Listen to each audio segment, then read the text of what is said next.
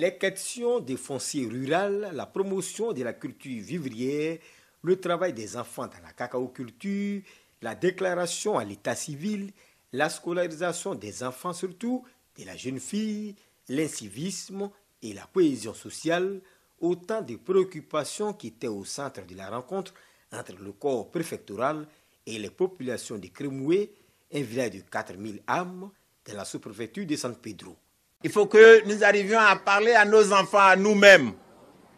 C'est à ce prix-là, nous aurons la cohésion sociale et nous allons avoir le respect de l'autorité. Voyez-vous, nos chefs du village, qui constituent le premier maillon de l'administration territoriale, sont bafouillés dans leur autorité. Même eux, les élus et les chefs, vont aussi bafouer l'autorité des sous-préfets et des préfets. Ça encore, il y a problème.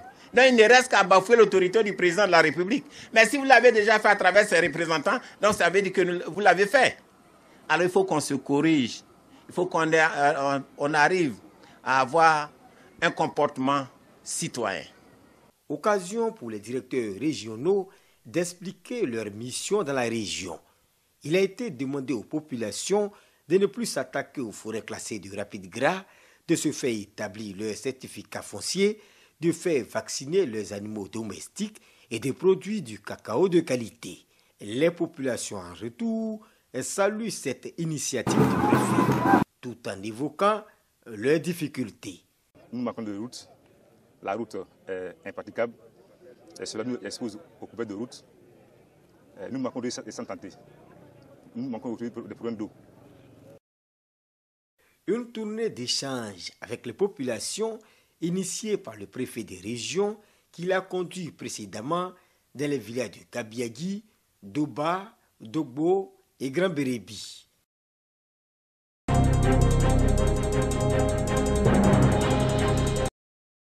La culture du manioc garantit des débouchés et permet de se prendre en charge. Ce message, Eliane Nzinda, députée de Bokanda, présidente de l'organisation gouvernementale Action Femmes d'Afrique et Développement AFA, l'a véhiculé lors de sa tournée dans les sous-préfectures d'Abigui, Djangokro, Nofu et Dembokro. Au cours des différentes rencontres dans ces localités, elle a demandé aux femmes et aux jeunes de se doter de courage et d'opter pour la culture du manioc. Si nos parents se mettent au travail, qu'ils prennent encore plus au sérieux, nous pouvons sortir de la pauvreté. Nous sommes un peuple travailleur. Les femmes, elles se donnent au travail comme les jeunes. Donc nous pensons que notre rêve va se réaliser. Parce qu'en 1 an, 2 ans, nous sommes à 3000 hectares. C'est positif. À l'initiative de l'ONG AFA, les femmes de plusieurs villages des 3 départements qui composent la région de Nzi, Kwasi-Kwasi-Kro, Bokanda et Dembokro ont pu mettre sur pied plus de 225 coopératives sur 3000 hectares de manioc produit.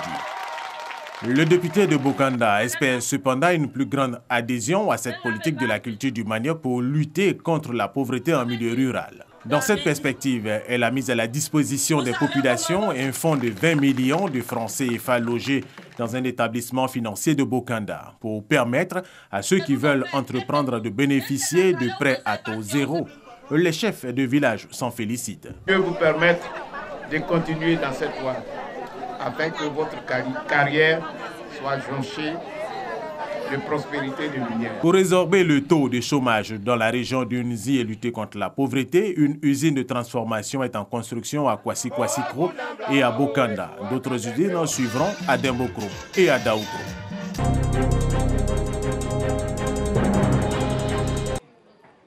Un grand hangar de 150 places, des places destinées à des commerçants et leurs marchandises. Au lieu de cela, ce sont des monticules d'ordures ménagères qui font office de marchandises dans ces boxes. Et tout autour, des commerçants de marchandises diverses, des vendeuses de légumes, de nourriture, des bouchers, bref, et même des résidences des riverains juste en face. C'est le visage hideux que présente une partie du petit marché de Libreville, construit en 1996 par la mairie sous le mandat de Bouis Sianele Philippe. Mais comment en est-on arrivé là? Différentes versions sont données. Un groupe de commerçantes affirme qu'une mauvaise répartition des places serait à l'origine du désagrément. Le marché n'a pas été distribué comme il le fallait. Donc il y a eu des mésententes au moment où on faisait l'attribution des places. Et peu à peu, le hangar, objet de litige, est donc laissé à l'abandon, a servi de poubelle, la nature ayant horreur du vide. Un autre groupe de commerçantes avance que le hangar en question serait hanté suite à des pratiques mystiques de certaines commerçantes non bénéficiaires de boxe, dans le but d'empêcher les bénéficiaires de faire du gain. Tout compte fait, cette situation est très incommodante pour les commerçants et les usagers. Au moment de l'huile, ça ne se lave pas. Et on est obligé d'exposer pour qu'on sache la qualité. On ne peut pas fermer. Donc, une mouche qui quitte dans les ordures, qui vient tomber dans l'huile, déjà, toi-même qui vends, ça ne te donne même pas le courage de la paix. Franchement, en tout cas, moi, ça ne m'arrête pas. Il y a trop de mouches. Quand c'est quand les clients se plaignent, tu vois, donc c'est un peu fatigant, quoi. Il y a maladie qu'il y a, comment on va faire? J'ai tout bébé, comment je vais faire? Je vais m'asseoir pour me débrouiller un peu. En tout cas, ça nous gêne trop. Ça nous gêne parce que la nourriture que nous achetons, tout ça, ça peut nous créer des maladies. Je suis venue faire le marché. Vraiment, si je vois les produits comme ça, là, ça ne me plaît pas. Mais on est obligé de venir au marché pour venir faire le marché pour partir à la maison. Les riverains en font aussi les frais. Nous, on habite là. Bon, vraiment, on a les moustiques, les odeurs. Souvent, vous voyez bien la fumée là. Très souvent, quand les femmes s'en vont à la maison à partir de 18 h comme ça, elles mettent le feu. Il y a les voisins même qui n'ont même pas de toilettes. Et là, ça devient un dépotoir. Bon, on n'arrive pas à dormir. Il n'y a aucun coin où il faut déposer les ordures. Donc chaque famille est obligée d'aller verser les ordures là-bas. La mairie assure qu'elle fait tout pour ramener les choses à la normale. Les ordures sont enlevées souvent.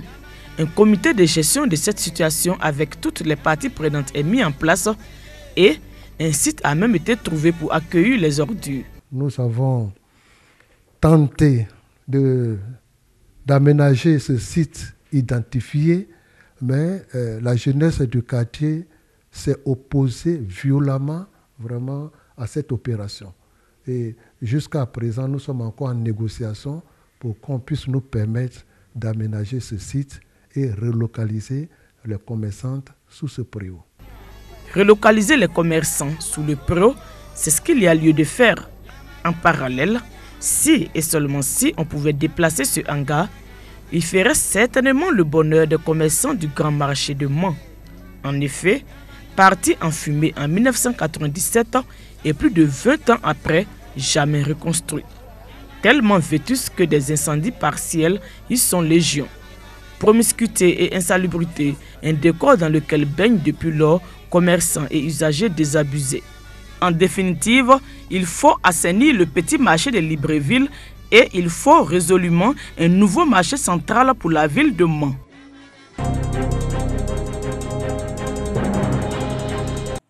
La réalité qui a suscité la prise de décision et l'action, ce sont ces paillotes servant de classe pour les enfants du primaire, inscrits au CP1, CP2 et CE1. Bienvenue à Kaenzania, village dans la commune de Bangolo. C'est dans un environnement de précarité que les enfants reçoivent l'instruction depuis 3 ans. Bientôt, de nouvelles classes sortiront de terre sur le même site. Leur construction et le financement sont assurés par l'ONG Kédé, à hauteur de 15 millions de francs CFA. Sa présidente, Marie-Noël Guéhi, assure que les travaux vont s'achever en octobre prochain et les classes seront livrées avant la rentrée scolaire. La vision de l'ONG, c'est d'apporter notre pierre à l'édifice aussi, participer au développement de notre région. J'invite toutes les bonnes volontés à nous aider, à donner à ces enfants-là une bonne condition pour qu'ils apprennent à lire et à écrire, parce que l'école, c'est l'avenir de ces enfants. Le sous-préfet de Bangolo, Smaïla Kone, à l'issue de la cérémonie de lancement des travaux, s'est réjoui de l'action posée par l'ONG Kédé et invite les populations de Kaenzania à se porter volontaires lors du déroulement des travaux. Pour les 71 enfants des classes de CP1, CP2 et CE1 du village, c'est déjà la joie autant que chez les instituteurs, dont le sacerdoce a été reconnu et magnifié par les autorités administratives et les populations de Kaenzania.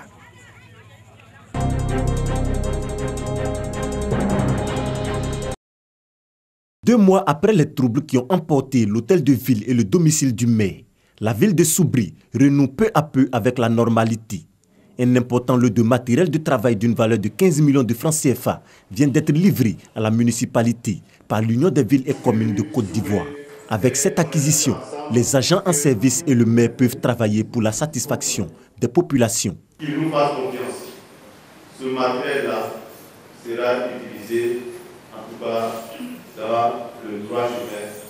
Je voudrais aussi dire merci. Composé de matériel informatique, de splits et de fournitures de bureaux, ce don de l'UVICOSI, présidé par le maire de Yopougon, Gilbert Kafanakone, vient donc soutenir la municipalité de Soubri afin que celle-ci retrouve son fonctionnement normal pour le bonheur de ses administrés.